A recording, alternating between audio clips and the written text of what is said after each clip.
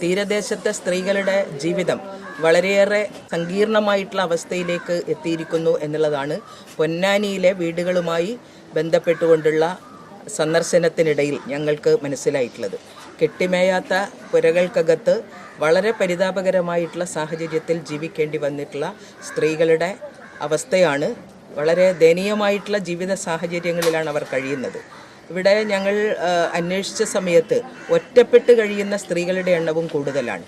വിവാഹിതയായതിനു ശേഷം ഉപേക്ഷിക്കപ്പെട്ടു പോകുന്ന സ്ത്രീകളുടെ എണ്ണം വളരെ കൂടുതലാണ് എന്നുള്ളതാണ് കാണുന്നത്. തീർച്ചയായും മുനിസിപ്പൽ അധികൃതരും അതുപോലെ ബന്ധപ്പെട്ട ഡിപ്പാർട്ട്മെൻറ്റുകളുമെല്ലാം ഈ കാര്യങ്ങളെ സംബന്ധിച്ച് നല്ല രൂപത്തിലുള്ള ഇടപെടൽ നടത്തേണ്ടതായിട്ടുണ്ട്.